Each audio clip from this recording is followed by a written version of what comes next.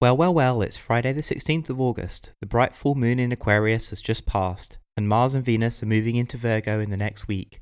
Mercury is still in Leo, so a runway of graft and craft opens up for the first time in a little while. This is episode 50 of 301 Permanently Moved Online, a personal podcast 301 seconds in length, written, recorded, and edited in 1 hour by me at the J-Man.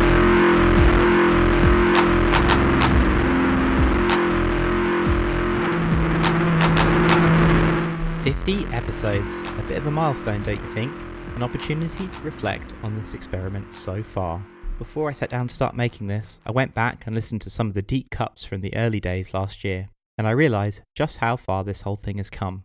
Not just in terms of quality, which is obvious from the moment you hit play on episode 1, but also in terms of delivery and content. In the first episode, I read a quote that formed the catalyst for this show from Warren Ellis's now defunct Morning.Computer, where he talked about the lack of small things in his media diet. And he went on to say, quote, "Find the shape that the piece actually fits, rather than the shape the current culture expects it to be." And I think what's happened as the show has evolved is actually the opposite. The content now fits the shape of the 301 second hook.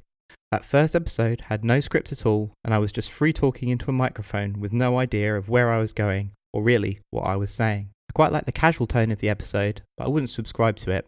Thank you to those that did. Later episodes began to have beats to hit, and I've got better at building the shape of the show.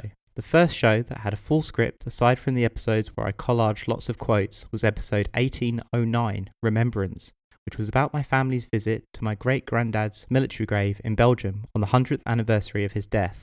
I'm so glad I made that episode, and listening back earlier, I'm still really proud of it. Incidentally, it's also the first episode that resembles the show as it is today.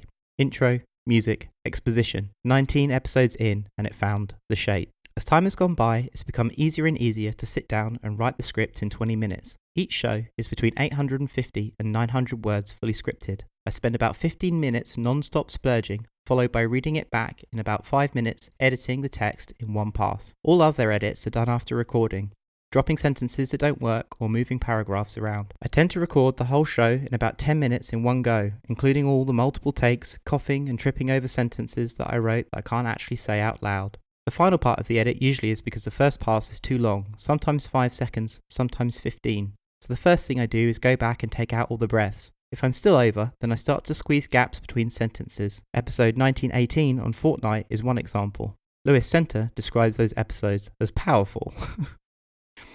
Lastly, I do a quick EQ, de-esser, high-pass filter, and add compression. But that's all new since I spoke to Mike Wagnetta on Twitter about it around episode 6 or 7 earlier this year. I now have presets saved to speed up the whole workflow.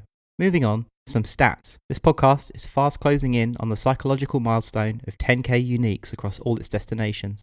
Last week's show got 116 downloads in the first 72 hours if you're interested, which quite frankly isn't too bad in the context of a weird 5-minute show with no theme except for whatever I decide to make when I wake up in the morning, that's had very little reach outside of my own social media sphere. A big thanks to the folks, however, that have written about it in their newsletters, and of course a big thanks to Eve for being so supportive, even though I don't think she listens to it all the time, as she puts up with the JMO show constantly anyway.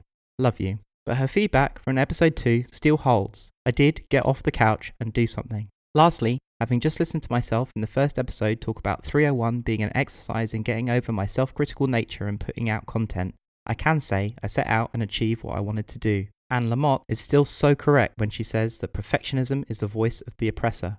A creative tendency drilled into me as a musician at a young age.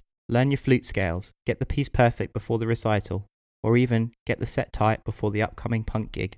Making this show and putting it out into the world almost every week has been really cool. Making it as a regular weekly beat has done wonders for my psychological health. My whole week hangs around it. Hitting upload and getting over the hang-up that I've had for well over half my life is a really great feeling. Of course, I'm doing a bunch of other stuff too, but they are much bigger projects, one of which is up to like 35,000 words. So one of the questions that I've been asking myself is how to apply this new attitude to putting other things out in the world, and what formats. I have a few ideas, and the first is coming real soon. So that concludes the first 50 episode sprint review of Permanently Moved. If you're still listening, I'd really appreciate it if you could please share your favourite show on social media with a short note why. I'd love some feedback. And of course, a big thank you to everyone who is listening from whatever point that you join this experiment, or rated, or reviewed it. I really appreciate that too.